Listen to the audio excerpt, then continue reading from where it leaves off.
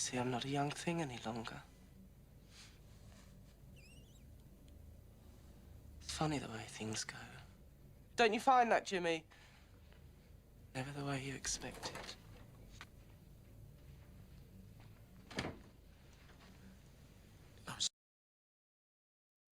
So here we are.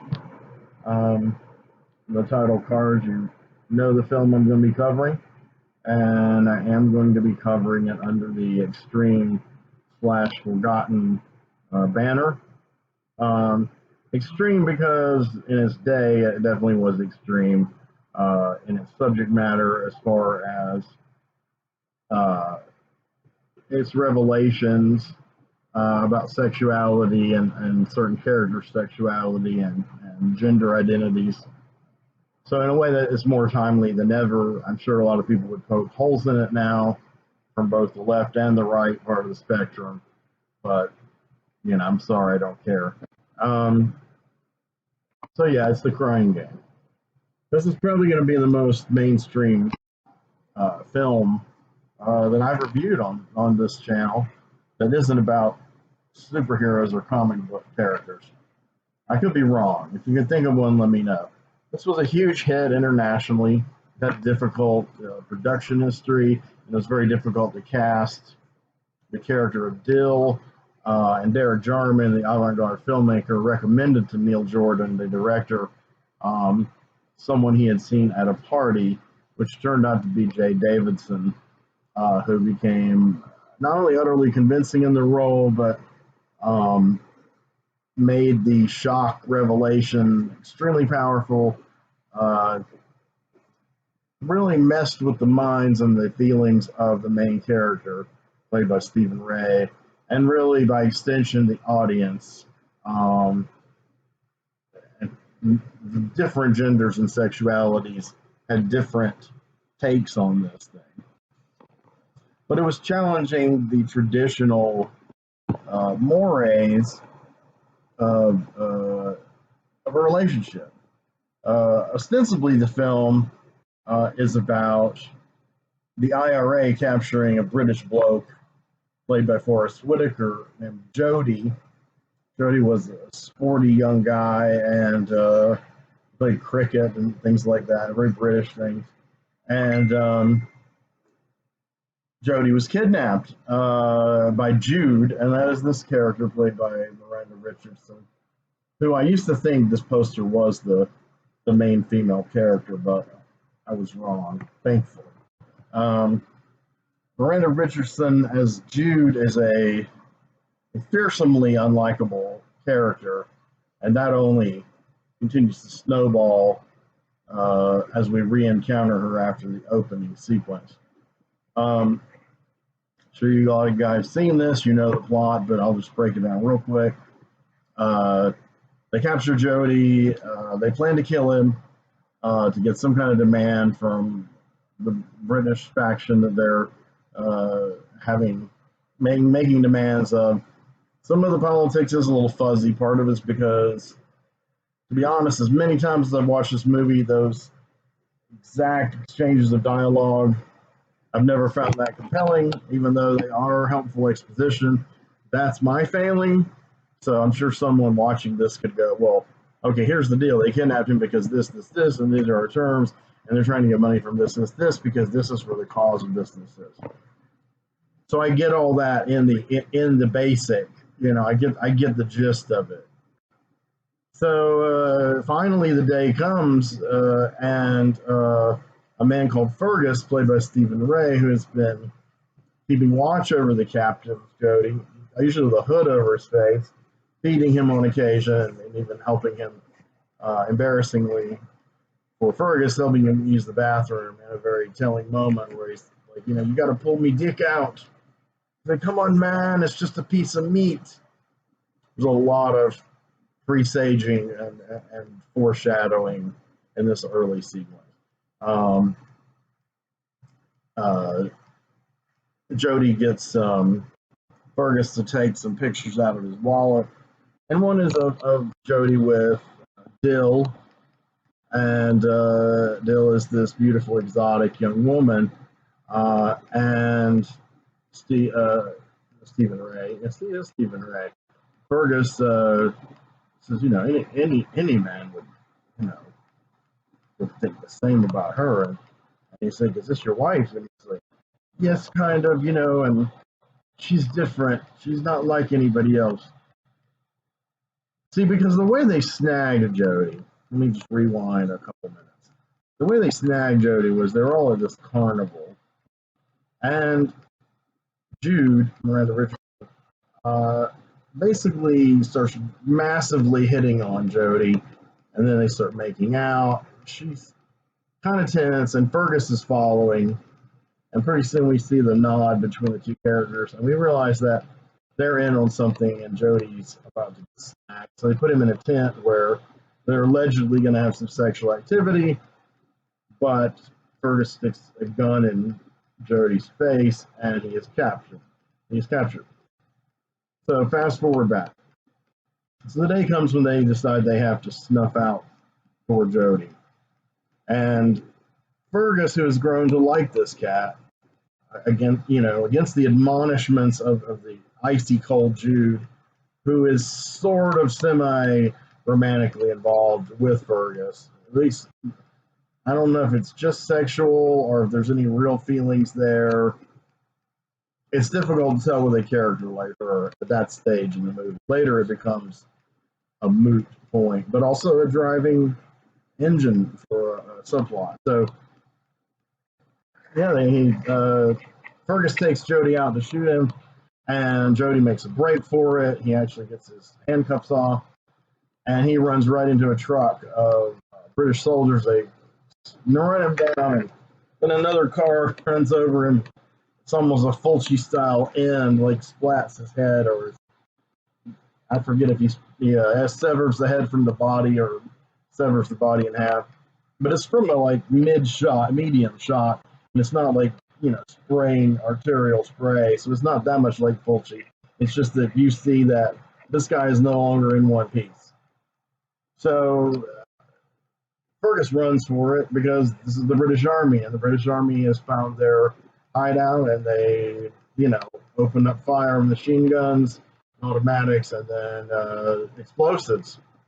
So they kill everyone in it. There's a few wandering IRA people that you kind of see as background characters, and then there's kind of like the guy who seems to be the boss. And last time you see him, he and Jude are trying to get out of a window as the explosions are coming forward, and Jude has got a foothold out of the window, but he doesn't. And the impression you first get is that they're both killed. Good riddance. And so what the fuck does Fergus do now? Well, he runs. He hooks up with somebody who can get him a new identity as Jimmy. Because now they know this guy, Fergus, is part of the IRA. He's been at this clandestine location. He's been involved in these activities.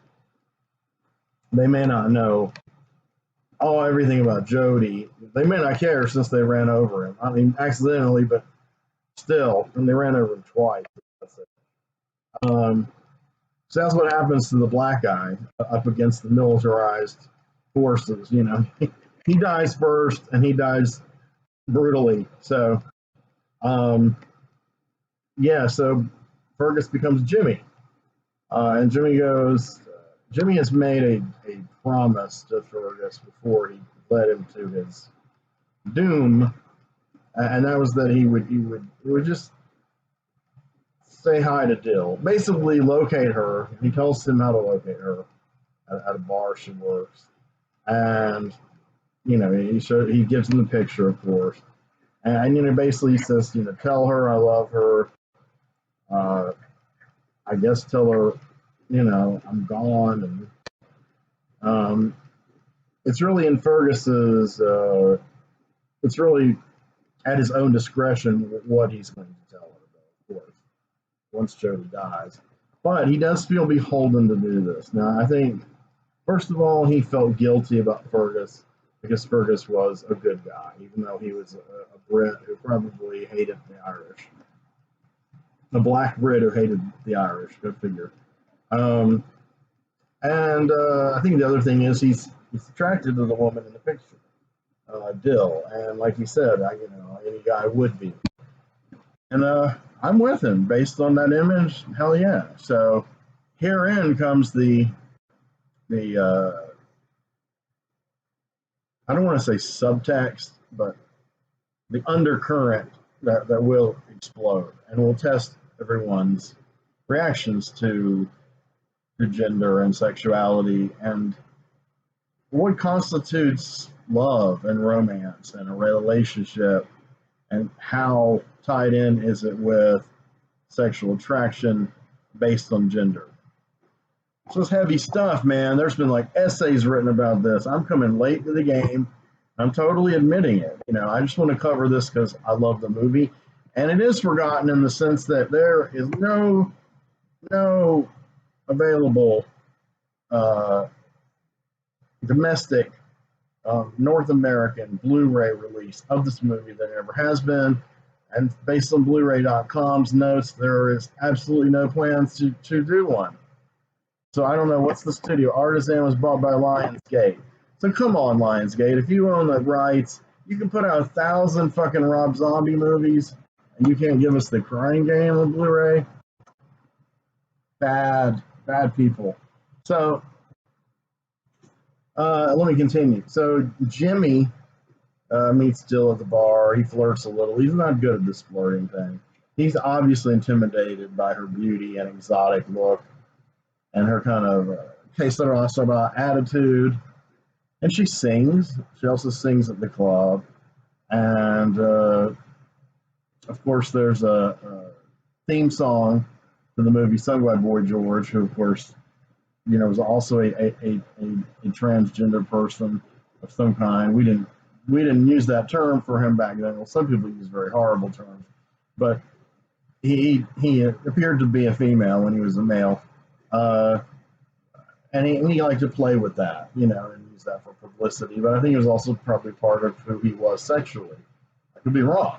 I'm not a Boy George expert, though I have read quite a bit over the years. Karma Chameleon's an awesome song. But The Crying Game is his best song. It's not a Culture Club song. It's a Boy George song, man, and really good. Really good song. So they develop a kind of they start hanging out. And of course, he's gradually trying to get the subject to Jody, and he doesn't really know how to. Like, I knew Jody told me to tell you he loved you.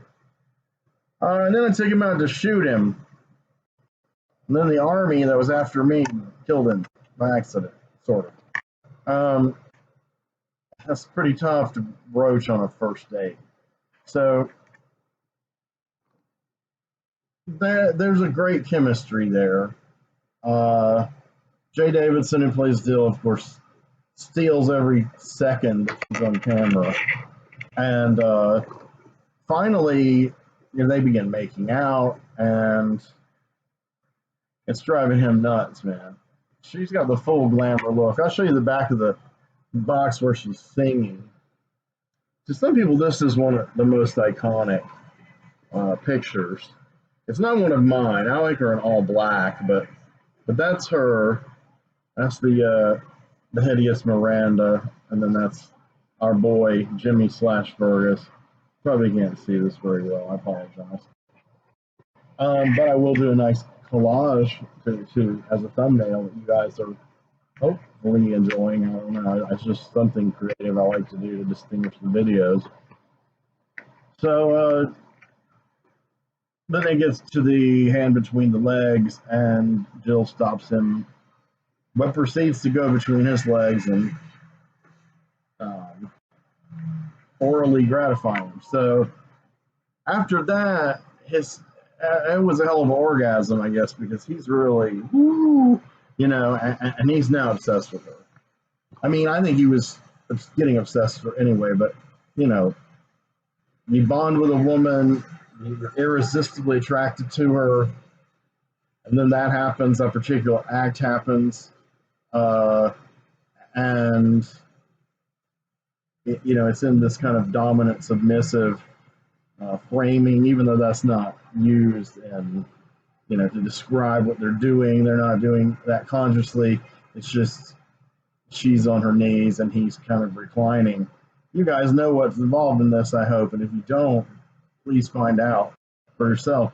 But I've been in that situation, that exact situation, except for um, the woman who went down on me, was a biological female. So thank goodness. See, this is the thing. This tests people's reactions. This is what was brilliant about this movie. Now that's why I think it's still relevant today, with transgenderism becoming ubiquitous and much discussed and much more accepted, but also much reacted against. So he's pretty zonked. So you're like, oh my God, Dill.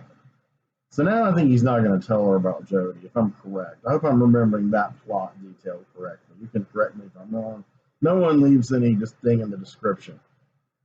Let me take a break and talk about the description real quick. Basically, I just talked a little bit about the movie, and then it looks like I kind of begged for money for a few paragraphs. Well, in a way, it's true. I have a survival fund. I have a GoFundMe that's still active, though I'm sure they're going to turn it off at some point. It's been on a while. Try the link, see if it's still valid. If you can help me out, please do. There's also, you can PayPal me directly. My email's there. And basically, I am trying to save my house. That's my big thing. Keep from losing my house. I'm slowly resolving some of my other financial difficulties and slowly resolving some of my health issues. But the property issue is more dire than ever. So I don't want this to be like, my laptop plugging in at some store in the corner and doing these videos and then getting kicked out. Or getting kicked out while I'm doing the videos. But that might be an amusing video for you guys. So anyway, please give if you can. Please donate materials to the channel if it's something you want me to review. Or if it's something that I want to review and you're willing to purchase it for me as a patron, you will become a permanent channel patron and I will be in your debt forever. So back to the movie. So essentially, things escalate, and Jimmy works, I think, on like a construction site. He's doing menial work, physical work, keeping a low profile. He's a real understated guy. He can be funny, he can be witty, he can be very sensitive, but he can be tough too. There's a lot of dimensions to this guy, and the casting was perfect. I've seen Stephen Ray in other movies, even in latter Neil Jordan movies. He's always good, but this is like his moment. This role is where, for me anyway, I am totally connected with this character from the very beginning. He looks cool when he's got long hair. Of course, he cuts his hair when he becomes Jimmy, but he's still cool.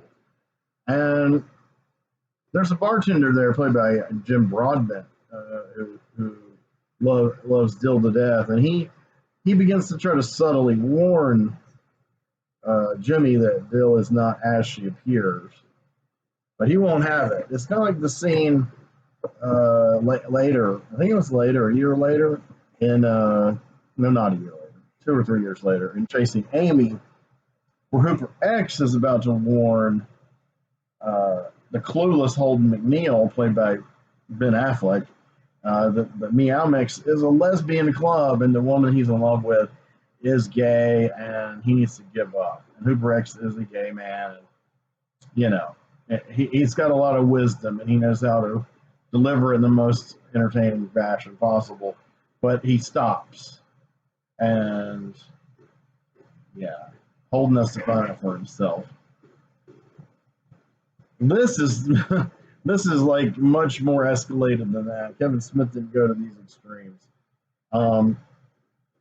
But I wonder if it was inspired in part by the scene where the bartender's speaking with Jimmy about Dill. So finally they get to the night that's going to happen. And they're going to make love, and Jimmy's ready to go, man. He's into this chick, and she disrobes. And with her bra off, she's completely flat chested.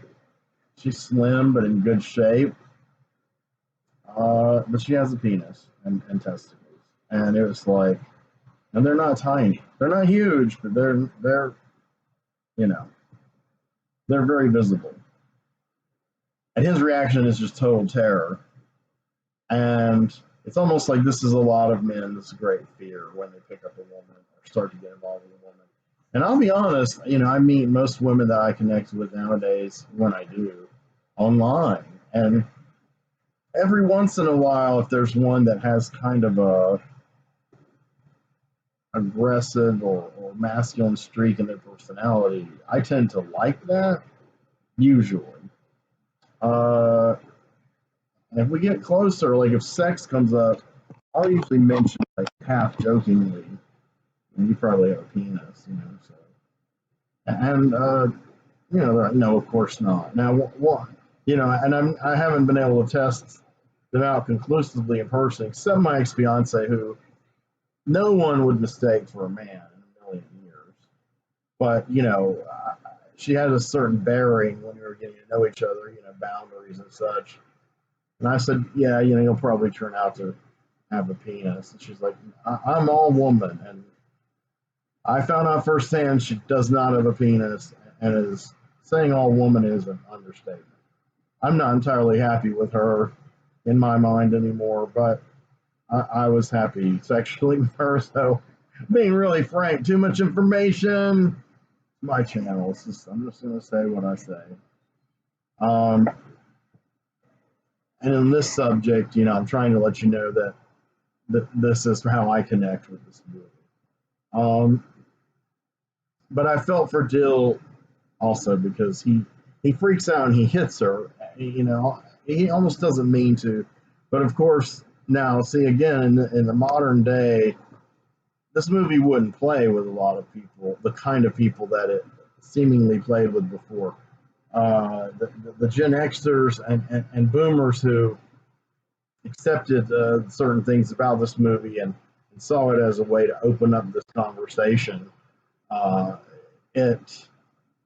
conversation is really wide open now, not just the conversation about gender identity and accepting, a lover of a different gender or a multiple gender, gender fluid, but also the hitting part. Basically, if you hit a woman for any reason, you're canceled. So, yeah, and I'm not going to get into my personal feelings about that. I mean, I don't agree with the cancellation part. I think it depends on context, at least, and especially in a work of art. It's fiction, it is a heat of the moment thing, but it has happened in real life, probably in this exact situation. Though in real life, probably a man has discovered this, like, beat the shit out of the woman, and like I said, this guy is mild mannered, but he can be grim, hard, and serious, and a man of action when he needs to be, but with IRA training and all that. But I think he prefers to be a good man, a sensitive man. Jimmy is a chance for Fergus to wash away his sins, and his great cause is the death of Jody. He's bearing this albatross upon him, and by loving Dill, he's not replacing Jody, but he is celebrating their love. He's helping, I guess, helping Jody by taking his place. And of course, several times early in the movie via Jody and then later at the bar, it's noted that many, many, many men desire Dill, but she's kind of distant and untouchable, and Jody was the only one that got her. Now, some of the people who didn't get her may have almost gotten her and discovered what our man Fergus did and was repelled. And when he hits her, she sits down crying. And a lot of the things she says are like, you're like the rest and men. And her performance, Jay Davidson did identify as a male outside of his film roles back then. I don't know if he does or not now. I will say she in reference to the character. If I'm talking about the actor, I will say he. So uh, she breaks down, and it's rough. You know, I mean, it's another universal trope. A woman who's been rejected, you know, a gay person, a transgender person has been rejected for not being the gender that you thought they were, or not being the sex you thought they were, and because a man has his issues and or it's just not a line he's willing to cross or wanting to cross. You know, it's not a line that I personally would cross. Though I've written stories about characters like this. I was a little bit inspired by this movie for my character Chrome Shanae, who was the hermaphrodite sorcerer, and there's a man in love with her, and he's not, he's a heterosexual man, and it's difficult. Two heterosexual men fall in love with her, and over the years, and I really kind of went deep into this, and this was well before I really knew that I was aware of knew any transgender people in real life, as in real life in the flesh or online, people who identified themselves as female. But I started meeting them and had people who identified themselves as trans women. And I had a good friend, Mina, for a while, and it was a very instructive experience knowing her and getting insight into that. This was years after I saw The Crying Game. And like I said, I saw The Crying Game a few years after it was super, super, super ubiquitous and trendy. I did know the twist. I had seen David Cronenberg's film *M Butterfly* in the theater. Now, that movie came out around the time of The Crying Game. I can't remember if it was shortly before or shortly after. Certain Cronenberg partisans knocked The Crying Game. Of course, The Crying Game was not copying *M Butterfly*, but *M Butterfly* also was not copying The Crying Game. Maybe in his timing of release, but I don't believe it was conceived that way. And there is a similar fallout to the character of John Lone posing as this female. Now, he's a spy, and of course, he seduces Jeremy Irons for espionage purposes, and they make love too, but not penis to vagina. And again, it's the character. I mean, I want to say she, but John Lowe's character is a male, and it's basically just in disguise, a transvestite disguise. But in Jeremy Irons' mind, she is a woman, and she can even get pregnant. And this is something that would be debated nowadays too. And she probably tells him she's pregnant, and of course, surely Jeremy Irons' character Rene Gallimard is not an anatomical moron. He does not believe that if John Lone as this female character, I forgot the name of the character, but we'll call her a butterfly. Butterfly sits on his lap and he penetrates her anally. I mean, that's the next best thing, and they kind of start portraying it from a distance. Cronenberg loves to have Jeremy Irons having sex in his movies. There's 3 movies like that. Well, 2, but I'm also thinking of Lolita, which he didn't make but should have. And surely he knows that that's not going to impregnate someone. But he wants to believe. He's like Mulder. I want to believe. And that's where that hinges, that film. And then the big quandary you have near the end is John Lone does undress as well, and you see his whole body and his penis. And Jeremy Irons, of course, is totally fucked up in the head about all this. And he starts kind of saying, well, am I not your butterfly? Am I still your butterfly? And I really don't know to this day. Please watch this movie if you haven't, and let me know what you think. I've seen it several times.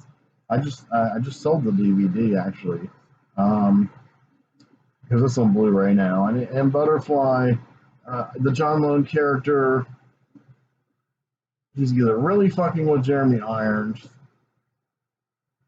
testing him, I don't know, or else on one level he has also bought into the illusion and so has fallen in love with Renee Gallagher, regardless of his biological sex. It's a tough one, and unfortunately, Renee Gallimard does not hold up under the pressure of this, and so takes it to an extreme. Another doomed Cronenberg hero. In this film, Fergus is a bit less melodramatic and over the top, but then it doesn't involve espionage. Well, not really, but in an abstract way with the IRA situation. Um, he just leaves, and she's pretty hurt. So right away, the next day, I think, he's at the construction site. Dill comes up. She's wearing these cut off, short denim shorts. We in the South often uncharitably used to call them fuck shorts. And, under them are, my brain's gone blank, fishnet. And her hair's all cool. She's wearing shades, hiding a little bit of the bruise from the assault of the shocked Jimmy. And everybody's wolf whistling at her. And when they see that she's coming to see Jimmy, they're all like, yeah, Jimmy, all right. Again, we're depicting these masculine norms and normative, what is to them normative behavior. I grew up around that too. I didn't participate in those kind of things. Though now, I'll be honest, now I do mentally. I mean, if I see a woman, I will check her out. I'm a dirty old man. I'm not going to lie about it. And I just try not to be creepy or intrusive or break any boundaries.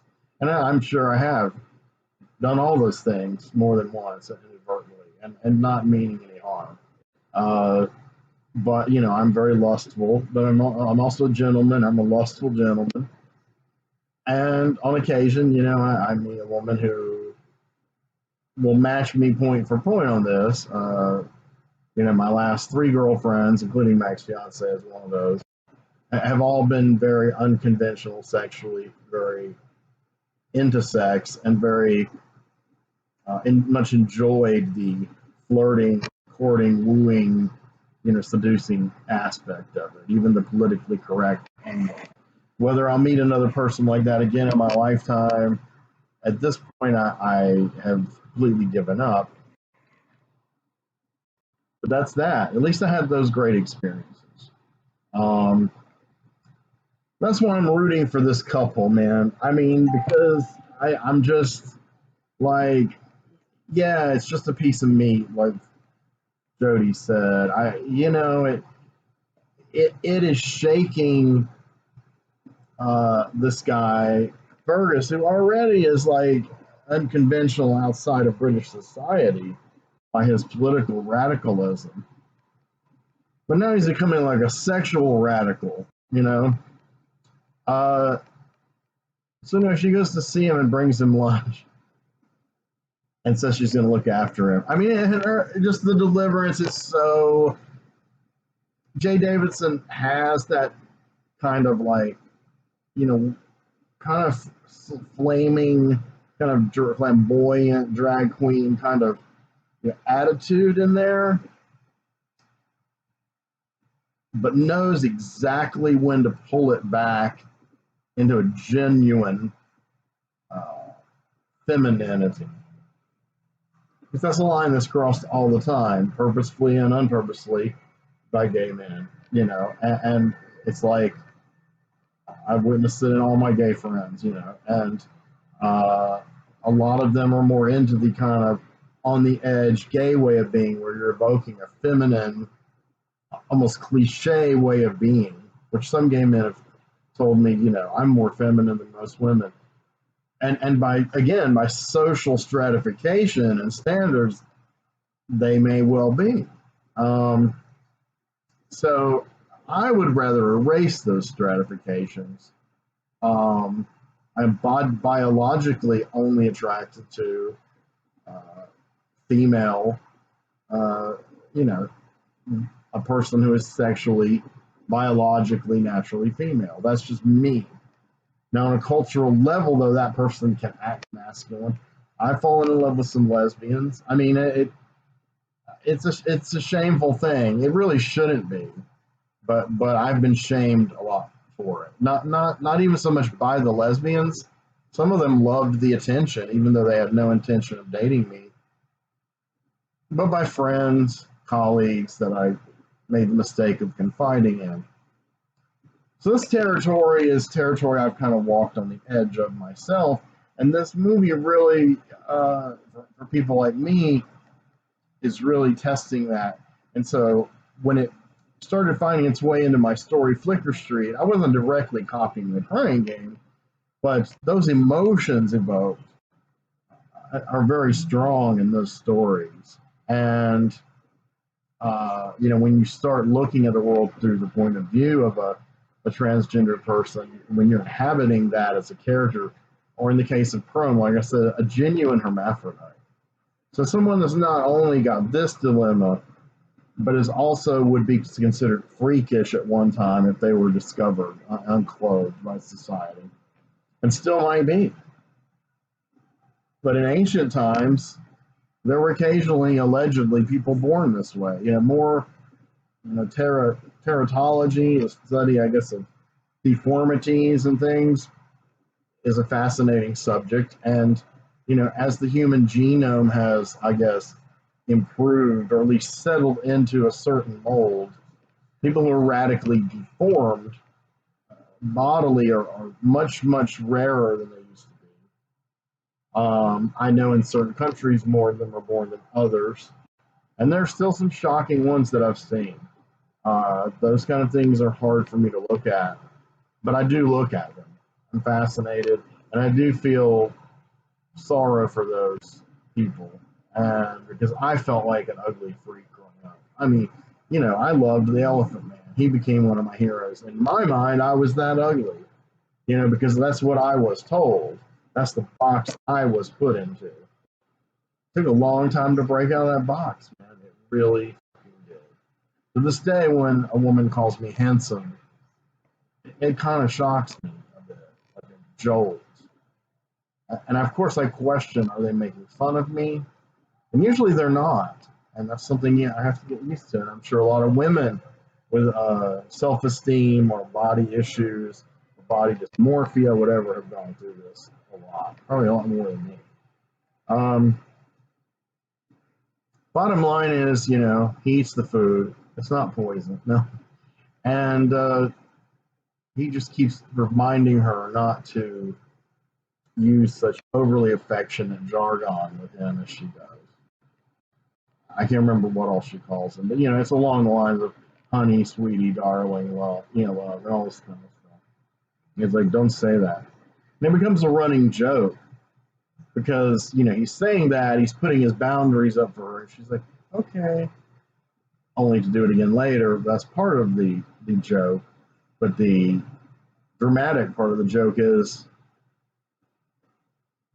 he feels the same about her. That's the real secret of this movie. It's not that Dill is biologically a male.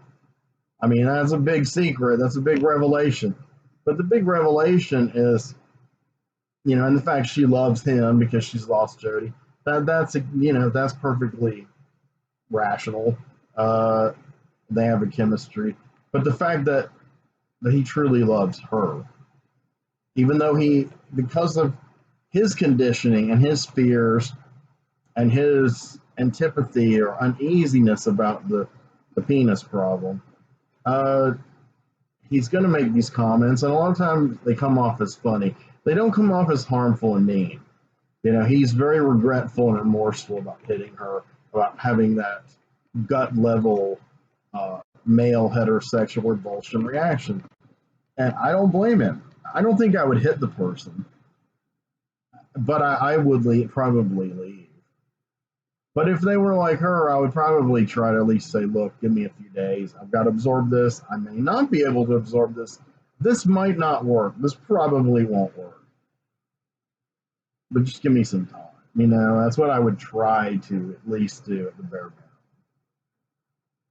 But this guy's been through a lot, and violence has been drained into him as a way of settling things, a way of dealing with things.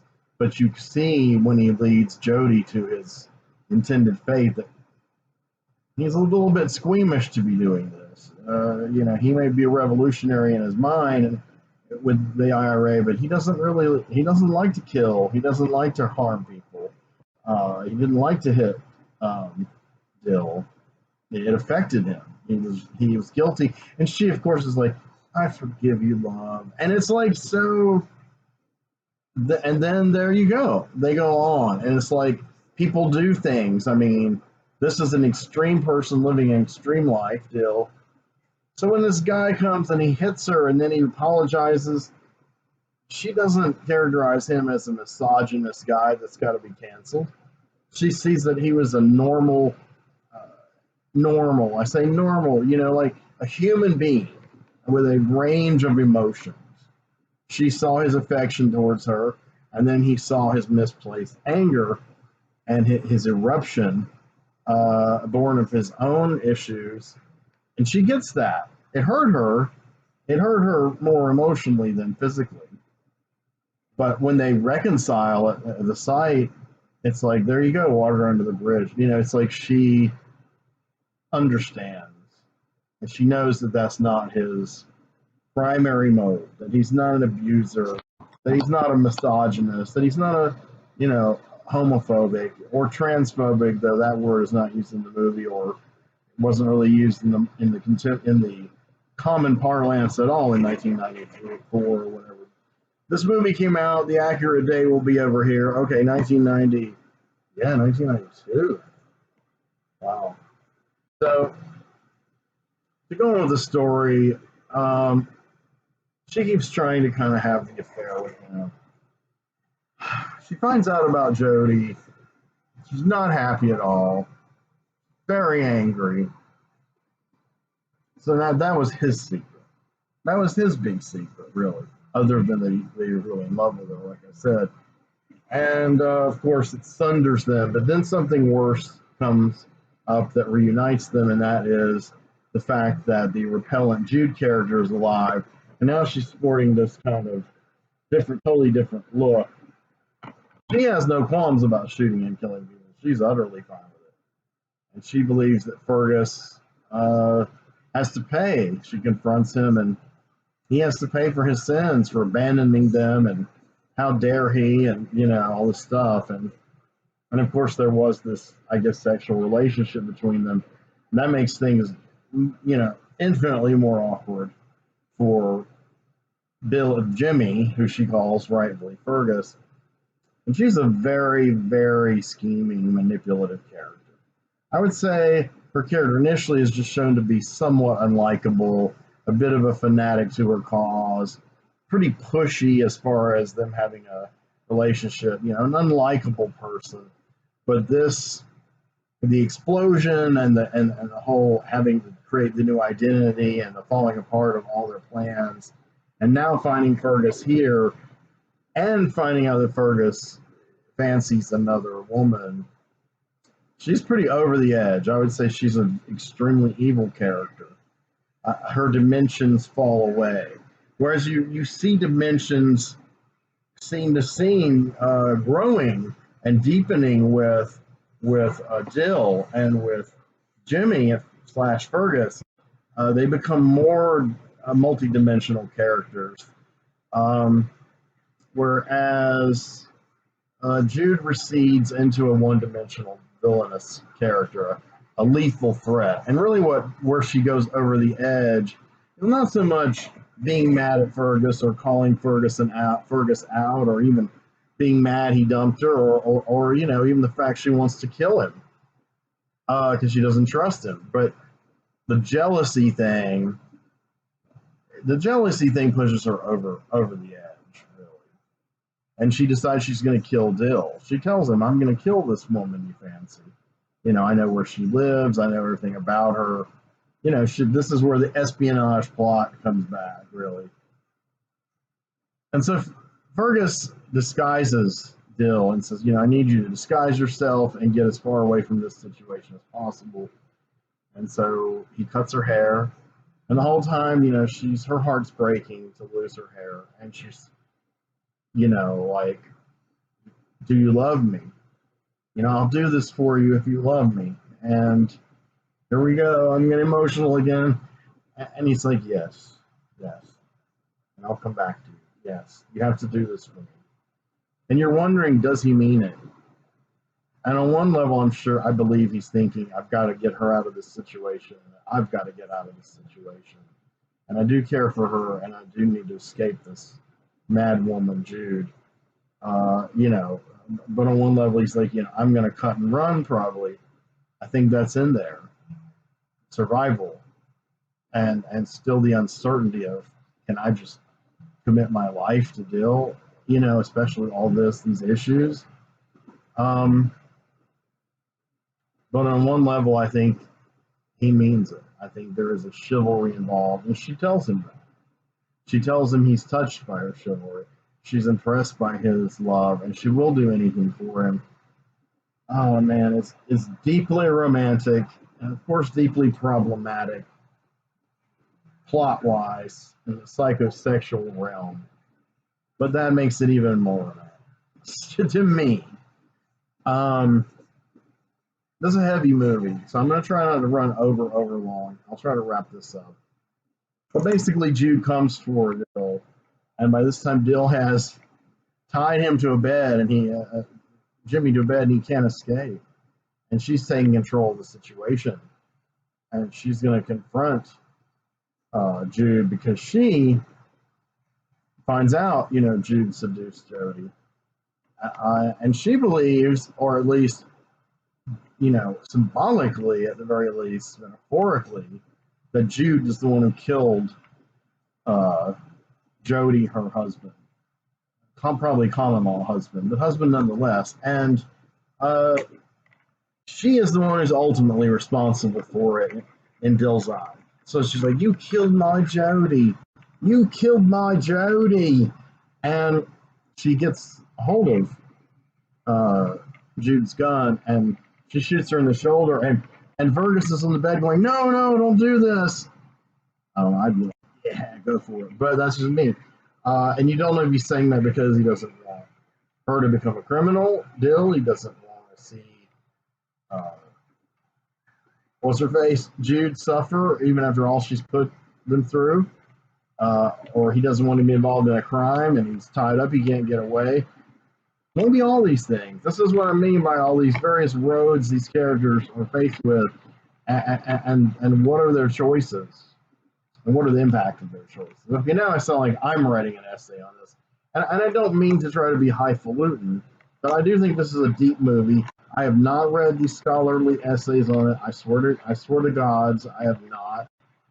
This is informed by my own views, my own psychology, my own years of studying this movie and enjoying it, and my own relationships and my own writing about these things, even in the realm of fantasy.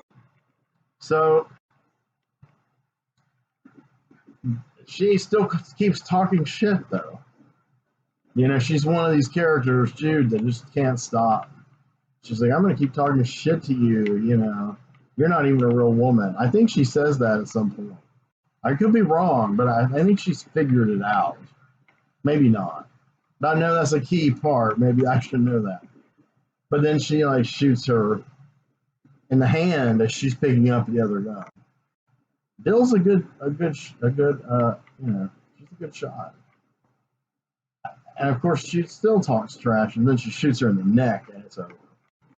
You don't get a close up with the spurting arterial spray from the neck veins like Fulci, but that's okay. You've had a couple allusions to Fulci like gore. You just haven't seen the close up details. Not that you need to. I'm just saying, as a Fulci fanatic, I'm like, here would be an opportunity for this if they were so inclined. she frees him, and then he goes to prison. He's been ratted out by Jude and company. He's been found out to be Fergus and committed crimes against the Empire. So he goes to prison. Now, of course, Dill, and he takes the blame for shooting and killing her. That's his primary charge, really. I think the others are just kind of come along with it and ancillary way, but he does love her. He will go to prison for her. And so we come to the final scene, and you know, there's the music, and I'm not talking about so much the crying game and the song Jay Davidson sings. Yes, they're part of the plot. They're part of the Greek chorus. But the real Greek chorus is the opening and closing songs, which are classic pop songs. The movie opens with Otis Redding's When a Man Loves a Woman, which gets me in the gut every time I hear it. And I loved Bette Midler's version on The Rose. By the way, I reviewed The Rose on this channel. Seek it out. It's a good review, man. The Rose is another mainstream movie that I really, really love. The Criterion did a fantastic job on. Maybe they need to get the crying game, okay? And that's part of the reason I'm making this video.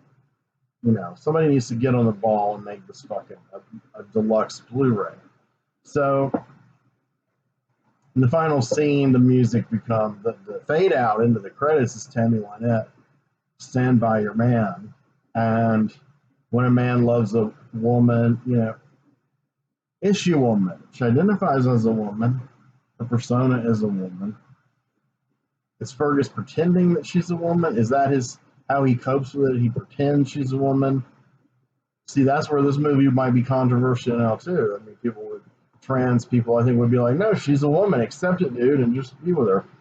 But I'm looking at it not from that point of view. I'm looking at it more from